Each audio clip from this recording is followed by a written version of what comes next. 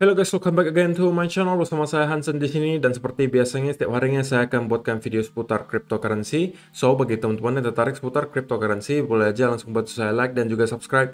Jangan lupa juga untuk hidupkan lonceng notifikasinya supaya teman-teman gak ketinggalan update terbaru seputar cryptocurrency. Oke, pada hari ini guys, kembali kita akan bahas seputaran Bitcoin, dan seperti biasa kita akan mulai dari CoinMarketCap terlebih dahulu. Pada hari ini secara global market cap crypto berada di angka 2,03 triliun dolar atau turun sekitar 1,68%.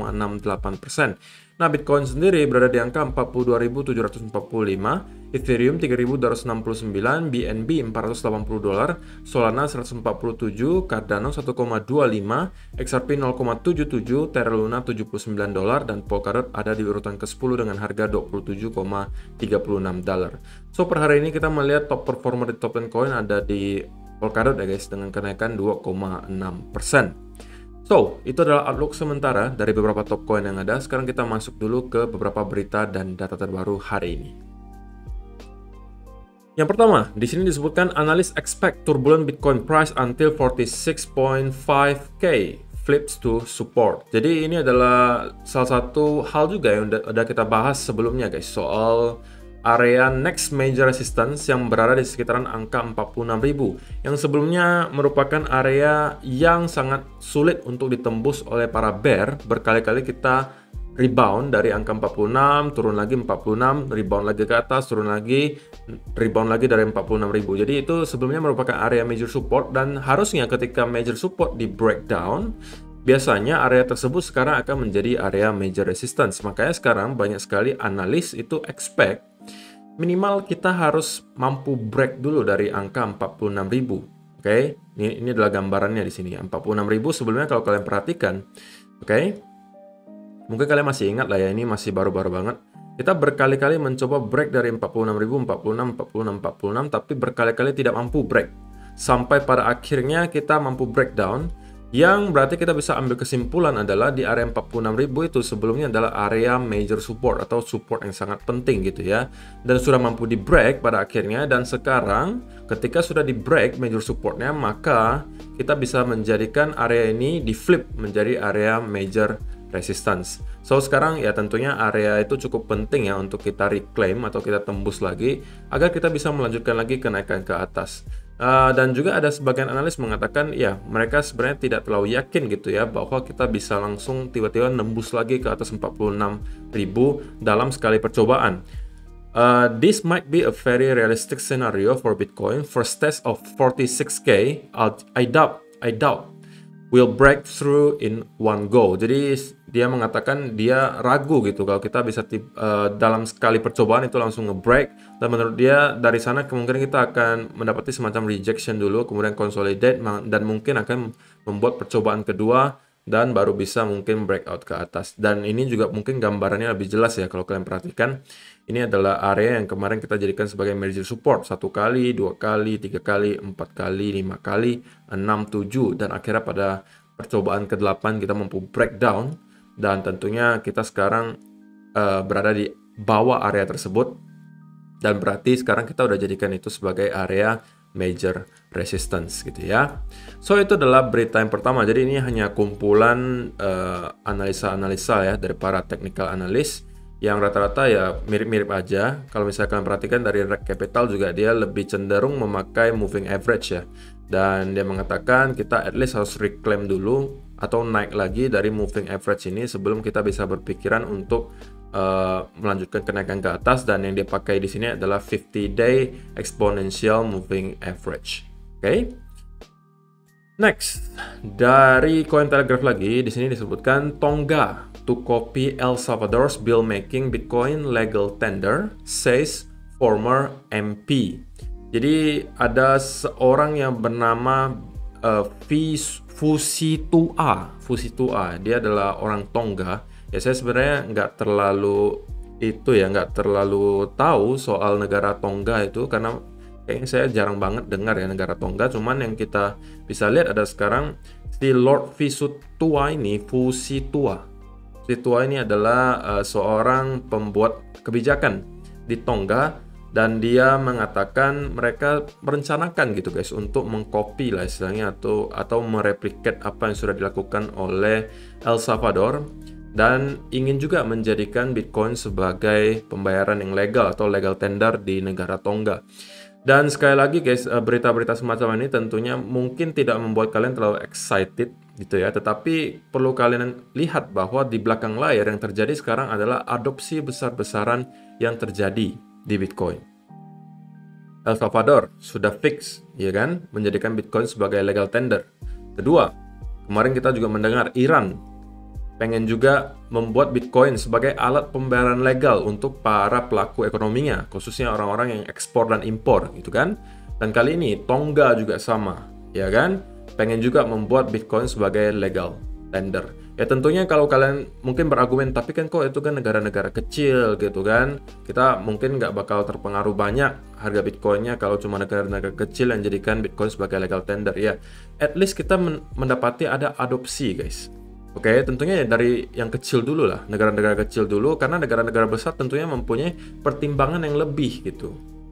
Karena mereka kalau negara-negara besar kan mungkin sekarang tidak memerlukan Bitcoin ya sebagai legal tender karena mereka merasa ya negara mereka fine-fine aja, mata uang mereka juga fine-fine aja gitu ya. Tapi kalau misalnya kayak El Salvador, kemudian Tonga, itu mungkin tingkat inflasi dan lain sebagainya itu udah tidak terkendali sehingga mereka membutuhkan alternatif gitu ya. Dan salah satu alternatif yang bisa digunakan sekarang adalah tentunya Bitcoin gitu. Jadi ya itu adalah hal yang wajar menurut saya. Tapi semakin lama tentunya kalau kita melihat misalnya nih negara-negara yang udah adopt Bitcoin sebagai legal tender nanti melihat perkembangan yang pesat secara ekonominya, maka tentunya negara-negara lain mulai akan start melirik juga gitu kan, bahwa oh ternyata adopsi Bitcoin menjadi legal tender itu juga ada efek positifnya dan bisa jadi mereka juga akan mempertimbangkan untuk melakukan hal yang sama gitu ya.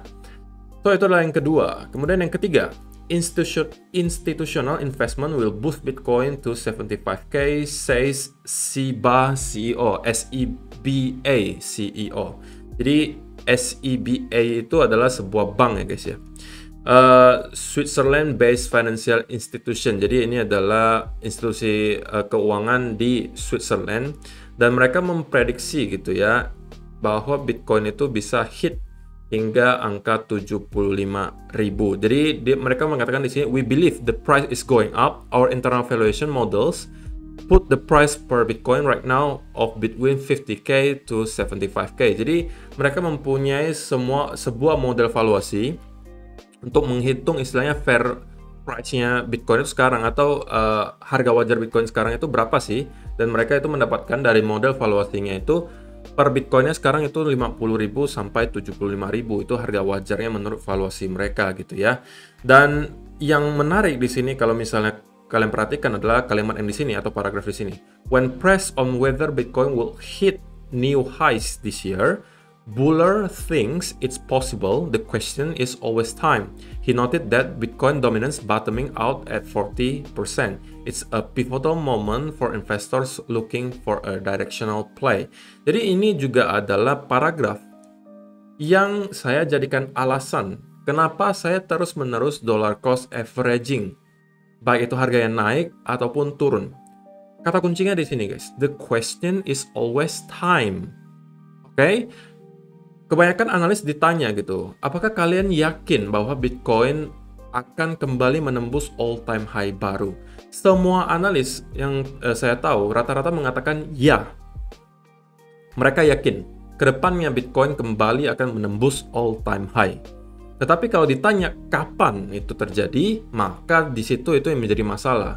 Karena tidak akan ada satu orang pun yang bisa menebak dengan pasti kapan hal tersebut akan terjadi. Nah, karena hal tersebut jugalah saya melakukan dollar cost averaging, karena saya pribadi juga nggak bakalan bisa menjawab guys. Kira-kira kapan kita akan kembali ke all time high lagi, tetapi yang saya tahu satu, bahwa kita kembali akan menembus all time high dan akan lebih tinggi dari all time high sebelumnya. Dan itu cukup bagi saya. Cukup bagi saya untuk tahu bahwa kedepannya kita akan menembus all time high. Karena kenapa? Ya berarti harga berapapun yang saya beli sekarang, nantinya itu pasti akan naik lagi value-nya. Jadi saya tidak terlalu pusing ketika harganya turun, ya saya anggapan ini diskon gitu. Diskon, kenapa diskon? Ya karena saya tahu ke depannya harga Bitcoin pasti akan ke all time high lagi, bahkan menembus ke all time high baru. Jadi itu mindset saya gitu guys. Jadi Tentunya ini tidak perlu kalian ikuti persis ya, kalian harus punya planning sendiri, tapi kalau bagi saya, itu adalah mindset saya. Dan itu yang menjaga saya supaya mental saya tidak goyah gitu. Supaya saya tidak kayak ngelihat Bitcoin drop 10%, 15%, lalu kayak saya panik, lalu merasa, wah apakah saya harus jualan Bitcoin saya? Waduh, saya nggak bisa makan nih minggu depan gitu kan, kalau misalnya nggak jualan Bitcoinnya dan lain sebagainya. Yang sekali lagi, kembali lagi ke aturan-aturan dasarnya. Pertama, kalau kalian investasi di kripto itu, pahami resikonya itu tinggi, oke? Pahami volatilitas Bitcoin itu juga tinggi, alias naik turunnya itu tinggi, atau cepat gitu ya naik turunnya. Jadi kalian harus siap secara mental, oke? Dan mental kalian akan terjaga kalau kalian pakai uang dingin untuk investasi, oke? Kalau kalian pakai uang dingin investasinya, otomatis mental kalian akan sedikit lebih terjaga at least, oke? Kemudian juga orientasi kalian itu harus jangka panjang guys. Jangan sampai kalian setiap hari cuma mantengin 15 minute chart, berharap tiba-tiba Bitcoin ngeroket ke 70.000, 80.000. Tapi ini orientasinya untuk jangka panjang. Investasi kalian untuk kedepannya 10 tahun, 20 tahun ke depan. Ketika kalian mulai cicil sekarang, nanti kalian akan petik hasilnya nanti gitu guys. Nah, itu orientasinya jangka panjang. Kalau kalian orientasinya jangka pendek, kalian bukan investor namanya, tapi kalian trader. Itu beda cerita gitu guys ya. Kalau trader itu tentunya ya pengennya short term. Mungkin hari ini open trade, besok udah pengen close. Atau bahkan ada yang scalper. Sekarang open trade, 5 menit lagi udah mau close. Beda cerita. Tapi kita bicara sekarang soal yang investor gitu ya. So, itu adalah yang ketiga. Kemudian, dari si Will Clemente, Bitcoin in orange, Nasdaq in blue. Jadi ini adalah dia bandingkan gitu guys, chartnya Nasdaq atau stok yang bersifat teknologi di US, oke, kemudian dibandingkan dengan harganya Bitcoin. Dan kalau misalnya kalian perhatikan, secara gambaran besar itu memang pergerakan kedua chart ini menyerupai gitu guys, alias berkorelasi keduanya. Kalau kalian perhatikan dari sini ya, kita melihat ada pergerakan yang mirip gitu, walaupun ya tentunya nggak persis gitu guys, tapi arahnya itu mirip. Ketika kalian perhatikan di sini kita Nasdaq-nya yang warna biru ya, itu naik membuat higher high, higher high, higher high. Bitcoin juga sama higher high, higher high, higher high. Tapi kemudian kita juga drop cukup parah, Nasdaq juga sama. Kemudian kita kembali membuat satu higher high baru, di sini juga higher high baru. Kemudian Nasdaq drop, Bitcoin juga sama drop. Jadi ya sebenarnya ini percaya tidak percaya bahwa Nasdaq juga berpengaruh gitu guys dengan harganya Bitcoin. Dan ketika harga Nasdaq lagi down, biasanya Bitcoin kurang ketarik. Kemudian Nasdaq-nya ketika lagi naik, Bitcoin juga akan ikutan ketarik gitu ya. Jadi harga Bitcoin itu kalau kita bisa bilang berkorelasi dengan banyak hal gitu. Nasdaq salah satunya, tentunya kedua juga US dollar gitu ya. Jadi itu adalah beberapa chart yang mungkin bisa kalian pantau gitu untuk istilahnya membantu lah menambah informasi kalian soal pergerakan chartnya Bitcoin. Kemudian next, nah ini juga adalah dari Root Bounce. This cycle is not over. Lagi-lagi ya mungkin ini sampai bosan kalian ngelihatnya ya. Ini adalah perbandingan dari cycle ke cycle gitu ya, dari cycle ke cycle. Dan semalam saya juga mendapati komentar, tapi aneh gitu kok kalau misalnya kita harus selalu membandingkan dengan cycle-cycle sebelumnya, karena kan udah pasti berbeda kok, cycle kali ini dengan cycle sebelumnya pasti berbeda. Nah, yang pengen saya ulangi sekali lagi adalah ke kalian bahwa oke, kalau kalian punya argumen mengatakan bahwa kali ini akan berbeda kok, nggak mungkin bakalan sama lagi dengan cycle sebelumnya karena market cap-nya sudah besar dan lain sebagainya gitu kan. Oke, saya pahami itu argumen kalian gitu kan. Yang berarti kalian mengatakan ya history atau sejarah tidak harus berulang gitu kan. Ya saya setuju. Tapi sekali lagi, kalian juga jangan hanya bias ke satu arah gitu kan. Kalian mengatakan history tidak harus terulang atau sejarah tidak harus terulang. Tapi yang sebaliknya apa? Berarti kan sejarah juga bisa jadi terulang. Jadi kan 50-50 gitu. Apakah kalian bisa meramal masa depan? Kan nggak bisa jawabannya gitu kan. Jadi kalau misalnya kalian mengatakan sejarah tidak harus terulang, saya setuju. Tapi kalian juga harus tahu bahwa sejarah bisa jadi terulang gitu kan. Nah sama juga dengan chart yang ini. Mungkin kalau kalian katakan oh ini nggak mungkin sama kok, pasti beda lah ya kan. Nah tapi kalau misalnya ini anggapannya nih guys, kalau misalnya kita mengulangi hal-hal yang serupa dengan cycle-cycle sebelumnya, maka yang terjadi berikutnya adalah kita akan kembali mendapati bounce. Kenapa? Karena kalau misalnya kalian lihat dari cycle ke cycle, itu sebenarnya hal yang sama itu terjadi, di mana dari cycle ke cycle itu kita mendapati ada perpanjangan cycle gitu ya. Walaupun kalau misalnya 3 cycle sebelumnya perpanjangannya itu nggak seberapa. Tapi kalau kalian perhatikan pergerakan chartnya memang dari cycle ke cycle itu makin landai gitu. Alias tidak separabolik dulu. Kalau kayak 2007, 2011 kalau kalian perhatikan ini kayak pipa naiknya gitu kan. Parabolik banget di sini naiknya. 2013 sudah mulai sedikit lebih landai. Oke, walaupun ini masih termasuk cukup parabolik di sini ya. 2017 kita juga masih ada fase parabolik, tapi kalau misalnya kalian lihat angle-nya di sini pergerakan naiknya itu tidak lagi severtikal 2011 ataupun 2013 yang alias paraboliknya itu tidak separabolik 2013 atau 2011. Dan 2021 juga ya, kalau misalnya kita pandang secara historis, memang wajar saja apabila kita juga mendapati pergerakan chart yang lebih landai lagi. Hanya saja mungkin kita masih belum, yang satu hal yang masih miss dari cycle kali ini adalah pergerakan terakhir di sini guys. Di sini pergerakan terakhirnya, di sini pergerakan terakhirnya, dan ini kita masih miss pergerakan terakhirnya seperti apa. Ya walaupun bisa jadi kita akan pergerakan naiknya tidak parabolik tetapi melandai seperti ini. Tapi pelan-pelan naik ke atas. Oke, itu kalau kita mengulang historisnya. Apakah kalian setuju guys bahwa kita akan mendapati lengthening cycle atau perpanjangan cycle yang harusnya memang udah terjadi sampai sekarang, kita udah mendapatkan lengthening atau perpanjangan gitu ya? Atau menurut kalian sekarang kita udah fix di bear market dan kita tidak akan pernah lagi mengulang hal yang sama dengan tahun 2017, 2013, dan 2011? Saya pengen tahu komentar kalian di kolom komentar di bawah. Oke, dan yang terakhir untuk kalian-kalian yang sudah mempunyai akun Bybit, saya pengen ingatkan, lagi-lagi Bybit sudah adakan launchpad baru lagi, dan kali ini dia launchpadnya adalah token Monster Galaxy. Ini adalah token play to earn lagi pastinya ya, dan seperti biasa kalau misalnya kalian pengen ikutan, itu kalian minimal harus mempunyai 50 token BitDAO, dan kalau misalnya kalian punya, itu jangan sampai nggak ikutan, karena biasanya kenaikan launchpad di Bybit itu sampai ribuan %. Jadi istilahnya kalian kayak dapat uang gratis gitu ya, dan naik 1000% dalam kurun waktu paling 15 menit, 30 menit pertama. Ya, walaupun nggak semuanya sampai ribuan, ada yang mungkin 700-800%, tapi ya lumayan banget gitu kan.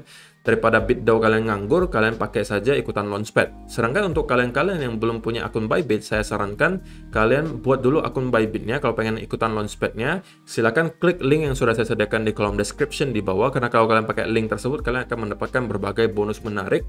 Selain itu, kalian tinggal beli 50 token BitDAO dan kalian berkesempatan juga untuk mendapatkan token GGM ini. Tentunya semakin banyak BitDAO yang kalian beli, semakin besar pula alokasi yang akan kalian dapatkan gitu ya. Oke, so itu adalah beberapa berita dan data terbaru hari ini yang pengen saya share untuk kalian semua. Sekarang kita masuk dulu ke chartnya Bitcoin. Dan kita mulai dari daily chart terlebih dahulu ya guys. Dan kalau misalnya kalian perhatikan di daily chart, sebenarnya belum ada yang berubah, dimana kemarin kita sudah sempat bahas soal indikator MACD yang membentuk bullish divergence. Oke, pertama itu adalah indikator bullishnya. Kemudian yang kedua, kita juga mendapati udah flip dari histogramnya, dari yang awalnya bearish, momentumnya menjadi bullish. Ini udah sedikit hijau. Oke. Itu adalah indikasi kedua di MACD. Indikasi ketiganya adalah kita juga udah mendapati crossover di MA-nya. Jadi kalau misalnya orang-orang yang menggunakan MACD sebagai salah satu indikatornya untuk trading, tentunya dia udah mungkin mendapatkan konfirmasi dari MACD-nya dan udah boleh masuk ke Bitcoin gitu ya. Dan kalau kita perhatikan secara price action, kemarin kita sempat mendapati semacam rejection lah ya, atau perlawanan dari sekitaran angka 44.000. Dua kali kita mencoba, kalau kalian perhatikan di sini. Pertama di sini kita coba untuk break, kemudian ke reject. Kedua kali kita juga mencoba untuk break, kemudian kita kembali ke reject. Dan ini mungkin kalian bisa jadikan sebagai potensial apa? Double top gitu ya. Dan kalau misalnya diukur gitu guys, ini adalah neckline-nya. Ini adalah topnya, dan kita ukur kalau misalnya ini adalah valid double top, maka targetnya itu akan kurang lebih berada persis di sekitaran angka 42.300-an. Dan kita sepertinya udah menyentuh area tersebut persis dan kita rebound dari sana gitu ya. Jadi ini adalah short term movement ya. Kalau misalnya kalian perhatikan itu membentuk double top kemarin ya. Tentunya ini tidak mengubah fakta bahwa kita sekarang masih berada di luar trendline di sini. Alias kalau misalnya kalian perhatikan kita sekarang masih dalam tahap retest gitu ya trendline di sini. Nah, sekali lagi tahap atau area invalidasinya akan berada di sekitaran sini tentunya. Apabila kita kembali down, oke, dan masuk ke trendline ini lagi dan kembali nge-retest area 40.000, ya tentunya ini membuat breakout ini tidak lagi valid, oke, dan kita berarti mendapati semacam fake out gitu ya. Dan tentunya fake out bukanlah hal yang pengen kita lihat sekarang, karena kalau sampai itu terjadi, kita kembali masuk ke sini, oke, dan kita mampu break dari 40.000, itu bisa menjadi semacam disaster dan kita akan bisa kembali breakdown dan mungkin bisa menuju ke next area major support yang berada di sekitaran angka 37.500 gitu ya. Itu adalah scenario bearishnya. Scenario bullishnya adalah tentunya kalau misalnya kalian perhatikan di 15 minute chart, oke. Kalau di indikator MACD-nya juga kalau misalnya kalian tarik ya dari sini ke sini, kita juga membentuk apa? Ini adalah hidden bullish divergence gitu ya. Kalau kalian yang menggunakan MACD harusnya kalian tahu ini adalah fixed hidden bullish divergence, dan tentunya ini baru akan valid menurut saya ketika kita sudah mendapati kembali momentum seperti ini. Oke. Tentunya kita mendapati drop yang cukup parah di sini. Oke. Kalau misalnya kita kembali mendapati satu drop lagi, tentunya ini lebih ideal menurut saya, oke, untuk kembali nge-retest lah istilahnya. Ini kita anggap sebagai wave pertama, kemudian kita membuat wave kedua, kemudian dari sini kita baru mungkin mendapati breakout dan kita kembali menuju ke area 46.000. Ini skenario idealnya menurut saya seperti ini, oke. Nah, skenario yang lebih mengejutkan tentunya adalah atau lebih enak dipandang ya pastinya kita langsung naik lagi di sini dan membuat semacam V-shape recovery, atau mungkin kalian mau sebutnya sebagai cup and handle juga terserah gitu ya. Dan dari sini mungkin kita baru akan start naik lagi ke atas. Jadi skenario bullishnya bisa jadi dua gitu ya guys ya. Pertama kita membuat dua wave terlebih dahulu, kemudian kita break dari sini. Ya, tentunya kalau kalian pengen cari setup, konfirmasinya adalah kalau yang pertama ini konfirmasinya adalah berupa breakout dari trendan di sini. Kalau misalnya skenario keduanya adalah kita mendapati semacam cup and handle, ya konfirmasinya berupa breakout dari handle di sini. Oke. Nah, itu adalah skenario bullishnya. Skenario bearishnya adalah yang tadi kita kembali masuk ke trendan di sini dan kita break dari 40.000, dan itu adalah pertanda menurut saya kita akan menuju ke next major support. So, simpelnya itu aja sih guys, tidak banyak yang bisa saya katakan juga untuk hari ini secara teknikal, karena memang belum banyak juga yang berubah dari kemarin. So, itu aja sih hari ini guys, terima kasih yang sudah menonton sampai selesai, semoga bermanfaat video hari ini. Kalau misalnya kalian suka, mohon bantuan like-nya, dan kita akan bertemu lagi di video yang berikutnya. Bye-bye.